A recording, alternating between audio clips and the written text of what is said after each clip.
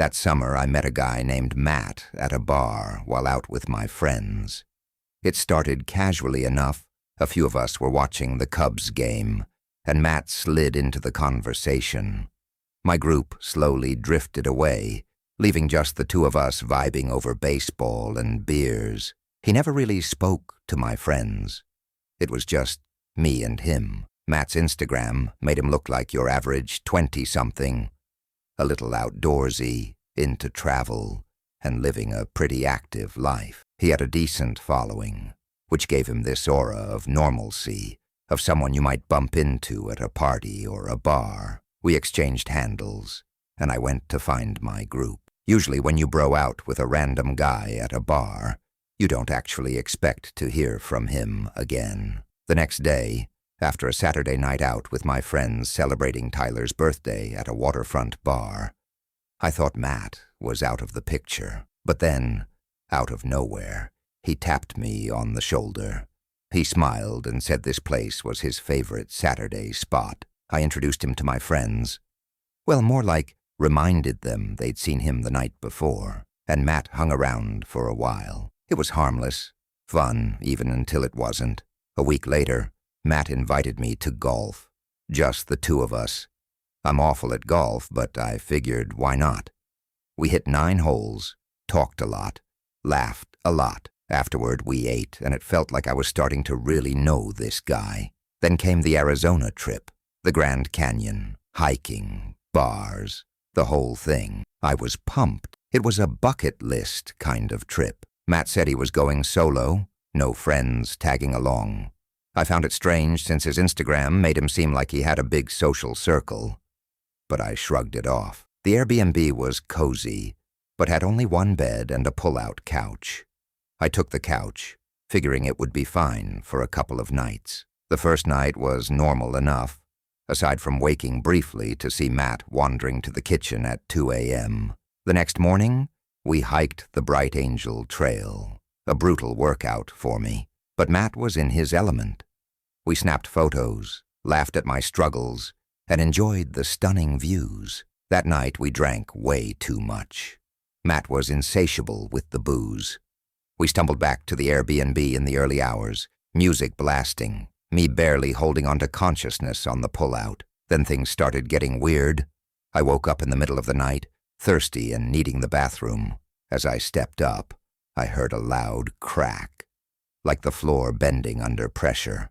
I scanned the dark living room, but saw nothing. On my way back, I heard the bedroom door click shut. Locked. I knocked. No answer. Shrugging it off, I went back to the couch. The following morning, my phone was unplugged and moved, from the floor next to the couch to the table beside it. I had no memory of moving it. Matt brushed it off like I was just drunk, but the strange behavior kept escalating. That night, after another round of heavy drinking, Matt insisted I sleep in the bed. I took my bag to his room and shut the door behind me. This time I didn't lock it because the lock was flimsy, but I felt uneasy. A few hours later, I woke up cold and disoriented. My phone was missing. I searched frantically around the bed and floor until I saw Matt, face down on the floor near the bed, wide awake, staring at me. "What are you doing?" I demanded. He looked dazed, muttered something about being blacked out and crashing on the floor because he didn't want to disturb me. When I accused him of taking my phone, he pretended ignorance, then found it under the bed. But that wasn't the worst part. Later that night, I woke again to a shadow at the foot of my bed. Matt's silhouette sat down quietly and started rubbing my foot. I screamed for him to get out. He didn't move. I had to physically push him off and out the door. He sat on the couch like some creepy, silent NPC, watching me pack in silence. I called an Uber and left, terrified. When I finally told friends, their reactions confirmed my growing fear. Matt was a known freak, a predator. I checked his old Instagram photos and DM'd a guy tagged in one, who said Matt was a nightmare and warned me to run far, far away. I still wonder what he wanted from my phone. What secrets was he after? And how many others had he hurt before me?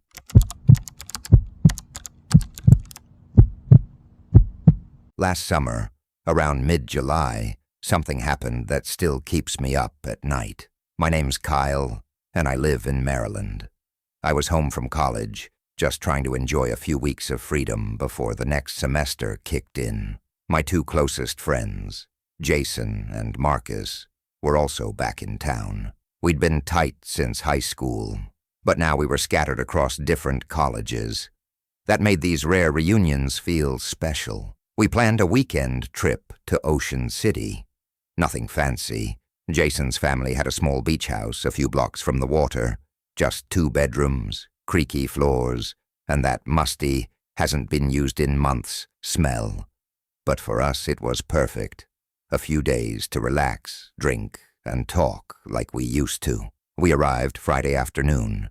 It was brutally hot, humid air clinging to our skin like plastic wrap. The town smelled like sunscreen, fried boardwalk food, and salt. Classic Ocean City. We spent the day wandering the boardwalk, wasting quarters in arcades, people watching.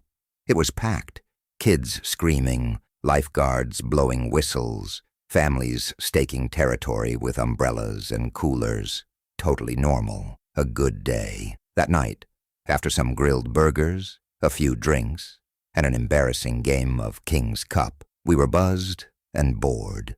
Around midnight, someone, maybe Marcus, said, "Let's go to the beach." The idea hit just right. There's something weirdly magical about the ocean at night. Peaceful, but a little eerie. We threw on hoodies, grabbed our phones, and Jason snatched a flashlight from the kitchen drawer. We weren't planning to swim. Just a quiet walk, maybe lie in the sand, and talk. The boardwalk was nearly empty. The only light came from a few street lamps and a cloudy moon above. We stepped down onto the cool sand. The waves were steady, slow. It was quiet. So quiet it felt like we'd stepped into another world. We walked along the edge of the surf, letting the cold water touch our feet. We laughed, told stories, and just soaked in the moment.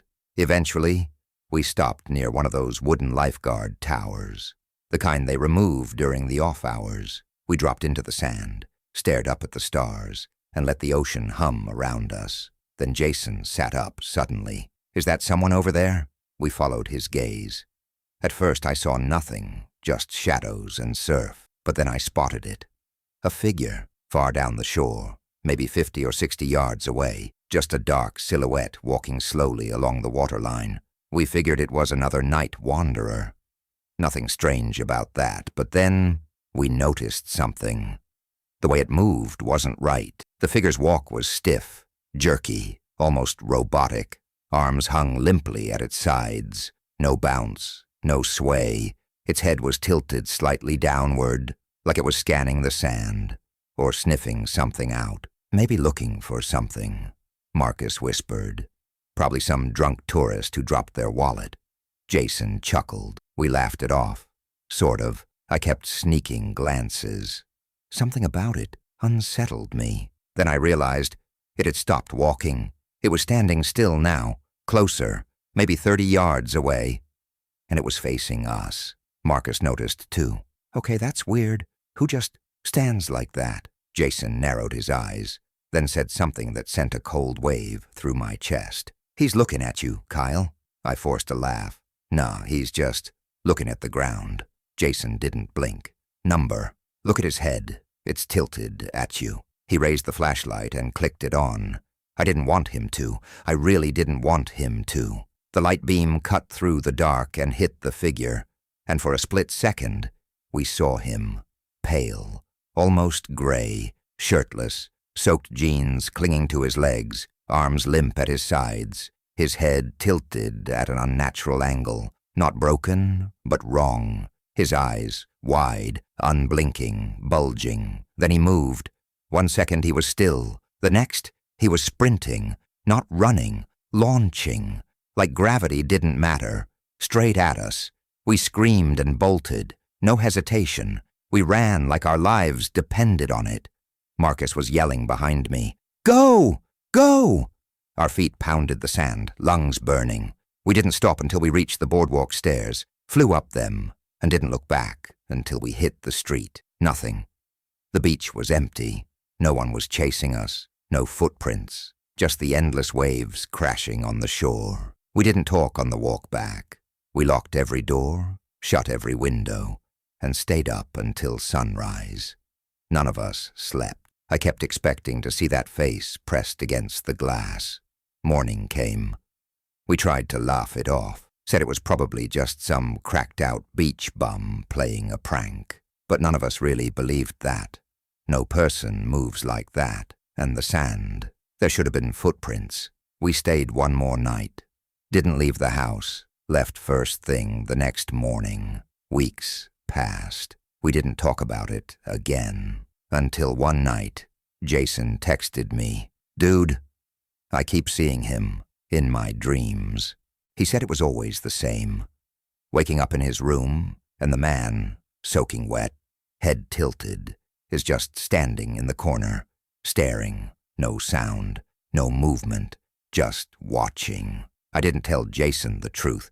I'd been having the same dream, same posture, same silence, same bulging eyes.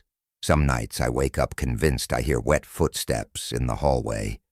But there's no one there. Then last week, almost a year later, I was scrolling through a local Ocean City Facebook group. Someone had posted a grainy photo taken late at night on the beach. The caption said, "Does anyone know who this creepy guy is? Saw him by the water around 1 a.m. last night." I clicked. Blurry, shadowy, but I knew him. Same posture, same pale skin, just staring down at the ocean. The comments made my stomach twist. Dozens of people said they'd seen him too. Some watched him for hours. One said he walked into the water and never came back out. Another said they found wet footprints on their back porch, 2 streets away from the beach. No prints leading to them, no prints leaving. I don't know what we saw that night, but I know this. I'm never going back to that beach after dark.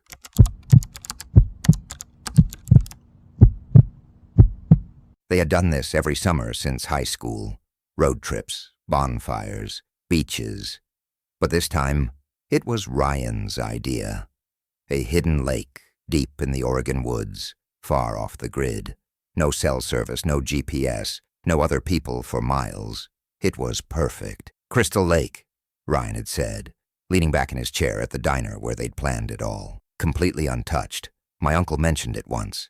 Said it's the kind of place you don't find unless it wants to be found. They laughed at that back then.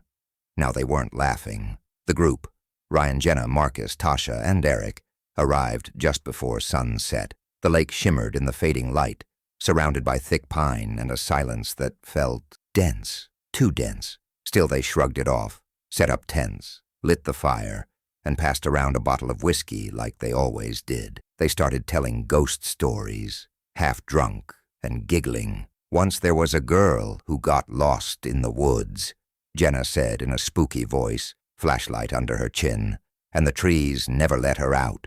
Lame, Marcus chuckled, tossing a marshmallow at her. But then the wind changed. It came in fast and sudden, sharp, cold, and wrong. The fire flickered violently. They all froze. "Did you hear that?" Tasha whispered. The wind died, but the air didn't go still. Not really. It was as if the forest itself held its breath, waiting, and then came the whispers, software faint, almost like wind rustling the trees. Almost. "What the hell?" Eric stood up, squinting into the darkness.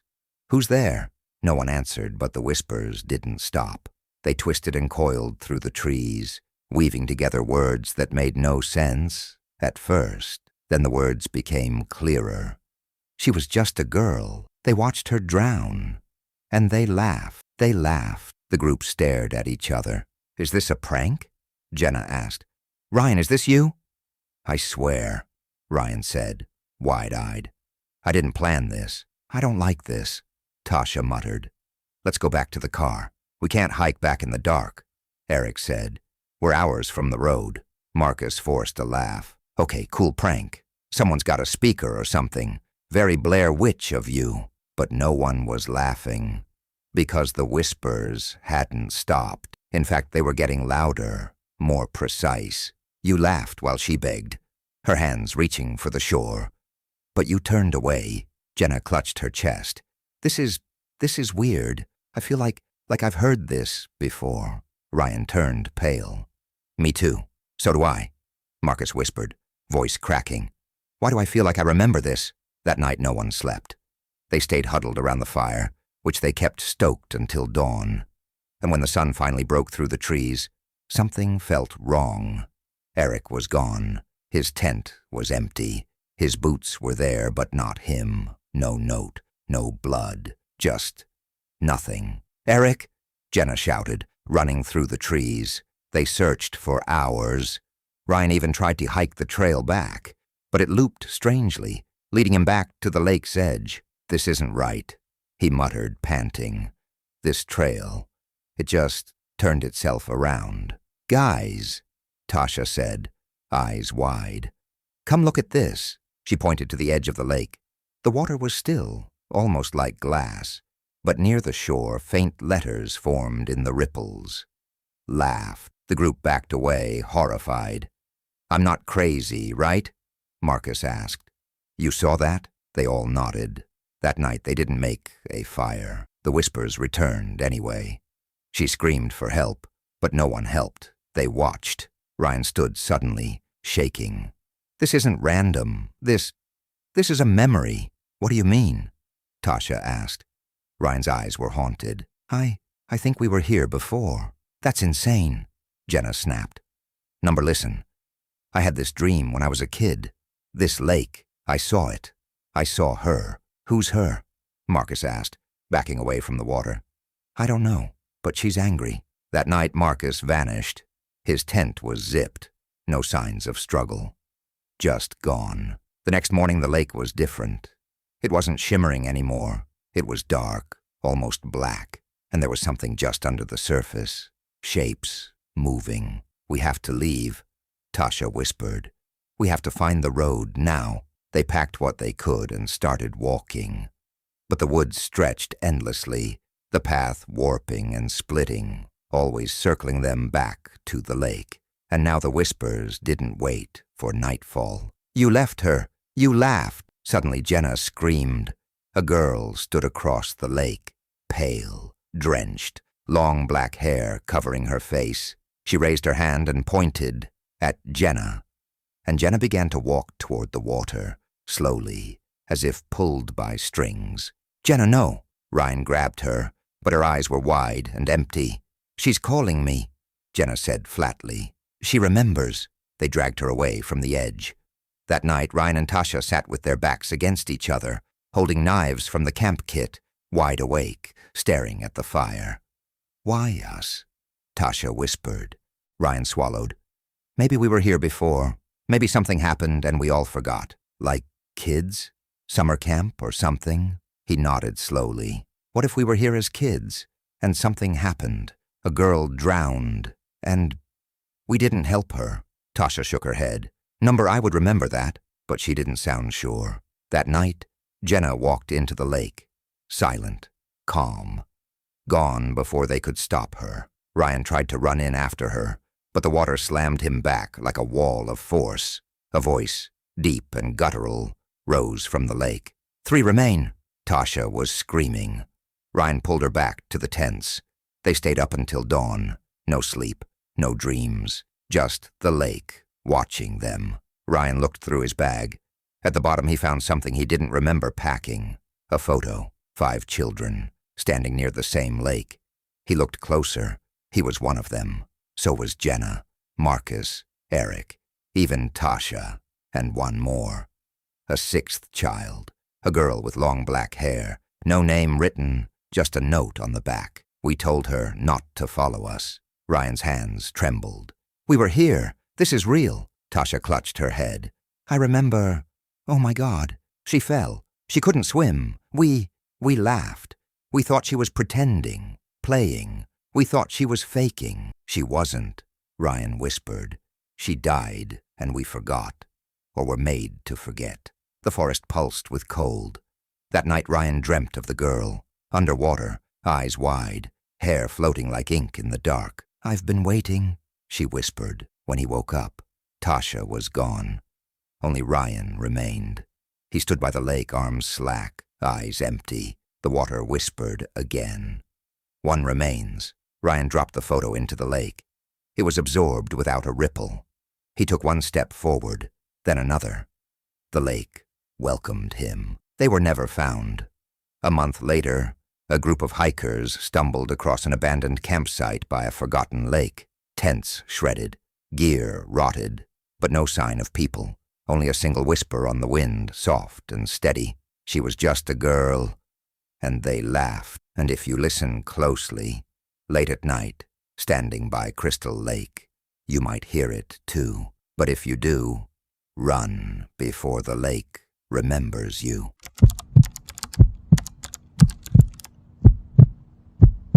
Jake Myers thought he'd hit the jackpot.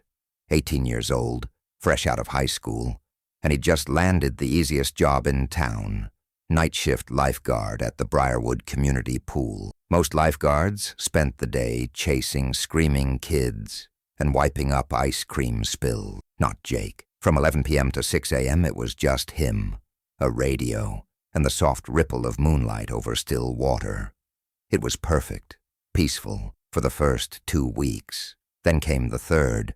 It started small, faint splashes around 2 a.m., always when his eyes were heavy, when his mind flirted with sleep. He'd snap upright, flashlight in hand, scanning the glassy surface of the pool. Nothing, just the gentle lap of water. One night, he swore he saw ripples, like someone had just ducked under the surface, but when he looked, there were no bubbles, no swimmer. Just quiet. Jake blamed it on exhaustion. Maybe he was just adjusting to the graveyard shift. But by the end of the week, things got worse. It was Friday night. The air was thick with summer humidity, and the pool lights buzzed faintly overhead. Jake leaned back in his chair, sipping from a can of Mountain Dew when he heard it again. A splash. This time, it was loud, deliberate. He stood quickly, flashlight already in hand, and scanned the pool. Nothing except, at the far end of the deep end, the water looked disturbed. Not waves, not ripples, but something darker. A smudge. A shadow? Jake walked the length of the pool slowly, eyes fixed on the surface. As he reached the edge, the shadow shifted, then disappeared. He stood motionless for a minute, then 2. And then he saw them, wet footprints, leading away from the pool, barefoot, dripping. They shimmered faintly under the red glow of the emergency lights. Jake's throat tightened. He followed them with his flashlight. They curved behind the diving board, then stopped. Just stopped. No exit, no towel, no person. By the 4th week, Jake wasn't sleeping. He brought coffee in a thermos, kept music playing softly on a portable speaker, anything to stay alert. He asked the day shift guards if anyone had keys, if maybe they were messing with him. They just laughed. "It's always locked up tight, man," one of them said. "Besides, no one wants to be here at night. Not since, Jake didn't know. Some kid drowned here like 10 years ago, around midnight. Same month. Night guard didn't notice until it was too late. Never found the body." Jake stared. "Wait, seriously?" The guard shrugged. "Urban legend stuff. But hey, sleep tight." That night the water was blacker than usual. He started bringing a camera, an old camcorder his dad had used back in the early 2000s. Jake set it up on a tripod facing the pool, red recording light blinking. Nothing happened for 2 hours.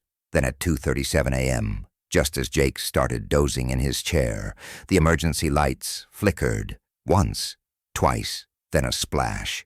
This one was violent, loud. Water sloshed over the sides. Jake jumped up, heart hammering, flashlight shaking in his hand. The camcorder was still recording. Jake aimed the flashlight. There it was, a figure, pale and bloated, floating in the deep end. Hair black and matted, face turned downward, limbs limp in the water. He ran for the rescue pole, but when he turned back, the water was still. Empty. Jake rewound the tape with trembling fingers. The footage showed the splash, then static, then the water, calm. No figure, no movement. Jake left an hour early that night. On Sunday, he was called into the manager's office. "Why did you leave your post?" Mr. Daniels asked, tapping a pen against his clipboard. "There was something in the pool," Jake said. "Someone. I have it on tape. Well, I had it." He pulled out the camcorder. The tape wouldn't play. Just black screen and white noise. Daniels sighed. "Look, Jake, you've been here almost a month. People start seeing weird things at night. Tricks of the light. Stress. You want a few nights off?" Jake nodded. He didn't want nights off. He wanted answers. Jake returned the following Friday. He brought salt, a cheap silver cross, and a laminated printout from a paranormal Reddit forum that claimed ghosts couldn't cross iron. He even filled a squirt gun with holy water from St. Mary's down the street. It felt ridiculous until 2 a.m. He was walking laps around the pool when he saw her, standing ankle-deep in the shallow end, a girl, no older than 12. Her skin was pale, almost blue. Her eyes were wide and empty. Jake froze. "Hello?" he called. "Are you okay? How did you get in?" She didn't move. Water dripped from her long black hair, trailing into the pool. Jake took a step forward, and she vanished. Not submerged, not ran. Vanished. The footprints were there again, but this time they circled him. Jake went back to the forums. Someone told him to find the history, look at records, obituaries, anything. He checked the local library the next day. There it was. A girl named Lily Hampton, age 11, drowned at Briarwood Pool in July, 10 years ago. The article said she was playing hide-and-seek after hours. Her older brother, assigned as a lifeguard, didn't notice she was missing until the pool was closing. Her body was never found. Jake felt sick. She wasn't a rumor. She was real. Saturday night, Jake brought roses, white ones. He placed them by the diving board, whispered her name. "I'm sorry, Lily. I didn't know. I think you're still here, but you don't have to stay." The wind blew across the water. Stillness, then bubbles. From the deep end, the surface began to churn. Jake stepped back, heart racing. A hand breached the surface, thin, waterlogged, fingers stretching toward the sky. Then a second hand, then a face. Lily. Her mouth was open, eyes vacant. She climbed out slowly, water pouring off her in sheets. Jake stumbled back. She pointed at him, then at the pool. "No," Jake whispered. "No, I can't." She took a step forward, then another. Jake ran, but when he reached the gate, it was locked, padlocked from the inside. The lights flickered, and she screamed. The scream wasn't loud, but it tore through his skull like a siren underwater. He dropped to his knees, hands over his ears, screaming back, then silence. When Jake opened his eyes, she was gone. But the pool was boiling violently, and something was climbing out. Not Lily. This thing was taller, older, skin black with rot, ribs poking through torn flesh. Its eyes glowed faintly under the red lights. Jake scrambled away, climbed the fence, cut his arm on the metal spikes. He didn't care. He didn't come back for a week. When he returned, Mr. Daniels asked no questions, just handed him the keys. Jake didn't set up his chair. Instead, he sat in the shadows, watching, waiting. At 2 a.m., the lights dimmed. Jake held his breath. This time, he didn't run. He walked to the pool's edge. The water shimmered, and then a voice. Software. Childlike. "Why didn't he save me?" Jake whispered. "He didn't see you, Lily. I waited." "I know." She appeared again, standing in the deep end, motionless. Jake stepped into the water. It was ice cold. He walked forward, waist deep now. "You don't have to stay here," he said. "You're not alone." She tilted her head. "He left me. They all leave. I won't." Her eyes narrowed. "Then come with me." She held out her hand. Jake looked into the water, dark, endless, and took it. They found him the next morning, floating face down. No bruises, no struggle, just gone. The footage was corrupted, every tape blank. except one. At 2:43 a.m., the camera flickers. Jake walks to the edge of the pool, then disappears out of frame. A girl appears, dripping wet, holding his hand, then static. They never filled the night shift again. And if you drive past Briarwood Pool at midnight, sometimes you'll see two shadows standing at the deep end, watching, waiting, listening for the next lifeguard.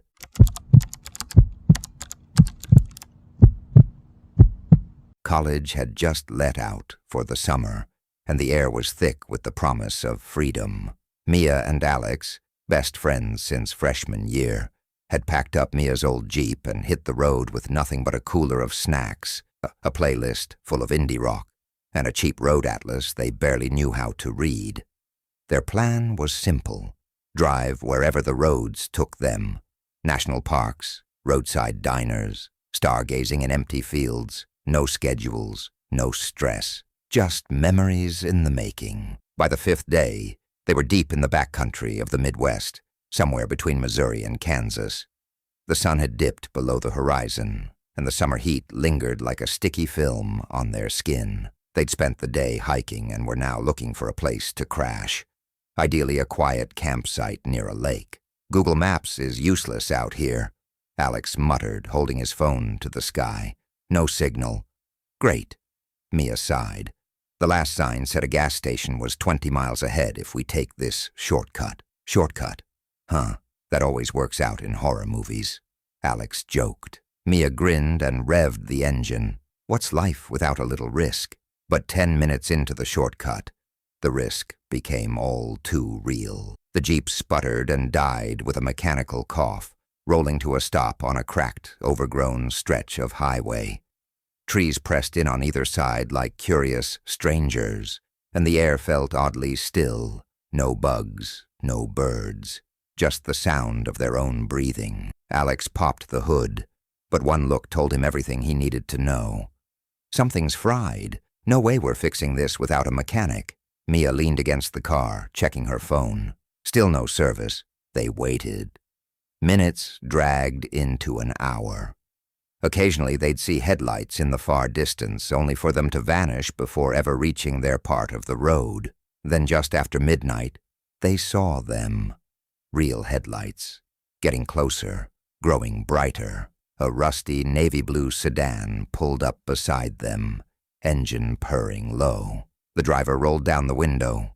He looked to be in his late 50s, wearing a button-up shirt too clean for someone driving such a wreck. His smile was calm, too calm. "Evening," he said. "Car trouble?"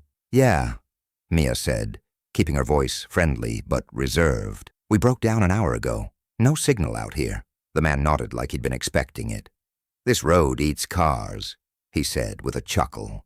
"Not surprised. Lucky I came by. I can take you to the gas station. It's about 20 minutes up the road." Alex and Mia exchanged a look. Red flags waved in both their minds, but the alternative was staying out here all night, alone, vulnerable. "Sure," Alex said hesitantly. "Thanks." They climbed into the back seat. The interior smelled like old pine and something fainter, metallic. There were no personal belongings, no air freshener, no receipts, no crumbs. The car was immaculate, too immaculate. "I'm Henry," the driver said as they pulled back onto the road. "You kids are lucky. Not many people drive this highway after dark." "Why not?" Mia asked, peering into the dark woods outside. Henry's smile didn't waver. "This road has a reputation. Locals call it the Ghost Highway." Alex scoffed. "That's comforting." Henry ignored the sarcasm. "They say it was built over something old, sacred, wrong, maybe. In the 50s there were reports, people who vanished, cars that disappeared and were found years later with no one inside. Strange noises, shadows walking on the road. I've seen things myself." Mia looked at the rearview mirror and met Henry's eyes. "What kind of things?" "Things that make you question if you're dreaming," he said. "Things that know your name." The road stretched on endlessly. 20 minutes passed, then 30. The trees outside seemed denser now, impossibly tall, their trunks twisting like they were writhing in pain. Every so often Mia would catch movement in the corner of her eye, just outside the car window. But when she looked directly, there was nothing there. "Didn't you say the gas station was 20 minutes away?" Alex asked. Henry didn't answer at first. Then calmly, he said, "It is." Mia checked her phone again. Still no signal, but now the battery bar was flickering, jumping from 90% to 2% before blinking out completely. "Guys," she whispered, "my phone just died." Alex's did the same a moment later. "Something's wrong," he said under his breath. "Look outside. We've been passing that same tree for 10 minutes, the one with the weird gash in it." Mia stared out the window, and sure enough, there it was again, a wide, vertical scar in the bark like a wound that never healed. "We're driving in circles," she said. Henry's voice came soft, almost soothing. "This road doesn't like to let people go. Once it knows your fear, it keeps you." Alex reached for the door handle. "Let us out." Henry's smile faded for the first time. "It's not safe out there." "It's not safe in here," Mia snapped. The car lurched to a stop. Gravel crunched beneath the tires as Henry turned around slowly in his seat. "You can leave if you want," he said, voice low. "But you won't get far. Most don't." Mia and Alex bolted from the car, slamming the doors behind them. The woods swallowed them whole, and the taillights of the sedan flickered, then vanished into the black. The silence was worse than the drive. No wind, no insects, just an overwhelming sense of being watched. They walked along the road, trying to retrace their steps, but every turn led them back to the same gnarled tree. It was like the forest was folding around them. "Maybe we're dead," Alex said, only half joking. "No," Mia said, though her voice shook. "This is something else." They heard footsteps behind them, slow, deliberate. They turned. No one. A whisper drifted on the wind. "Go back." But when they turned forward again, the sedan was there, parked directly in front of them, engine running. Henry leaned out the window. "Ready to come back?" His eyes were black now, not metaphorically, literally black. No whites, no irises, just two hollow voids. Alex grabbed Mia's hand. "Run!" They sprinted into the woods, away from the road. The trees clawed at their arms. Branches snapped beneath their feet. But even as they ran, the forest didn't open up. It just grew darker. Eventually they found an old barn, its roof half collapsed, hiding in a small clearing. Inside the air was thick with rot and mold, but it felt real, solid. They collapsed in the corner, catching their breath. "We can't stay here," Mia said. "He's still out there." Alex looked around. "If this is a dream, how do we wake up?" From outside came the sound of tires on gravel, then Henry's voice, drifting on the air like smoke. "There's nowhere left to run." The walls of the barn began to bleed, thick black sludge oozing from the wood. Shadows moved between the beams, whispering in voices that sounded like loved ones, long gone. "Mia, help me. Please. Alex, why did you leave me here?" They clung to each other. "It's not real," Mia repeated like a prayer. "None of this is real." And then, just as suddenly as it had started, the voices stopped. The air cleared. They opened their eyes to daylight. They were lying beside the broken-down Jeep, right where they'd started. No sedan, no Henry, just birdsong, and the distant sound of a truck on the highway. A pickup pulled over moments later. A woman stepped out, concerned. "Y'all okay? Looks like your car's busted." Mia and Alex stared at her, too shocked to speak at first. The woman looked at them closer. "You're lucky. Not many people drive this road after dark. Not since the ghost driver legend started back in the 70s. Mia finally found her voice. "Ghost driver?" "Yeah," the woman said. "Man in a blue sedan. Folks say he picks up lost travelers and drives them straight into a nightmare. They say if you get in that car, you never make it out." Alex looked at Mia. "But we did." The woman just stared at them for a moment, then said softly, "Did you?" They looked at each other, and for a brief second, Mia swore she saw Henry's black eyes staring back from the rearview mirror of the woman's truck.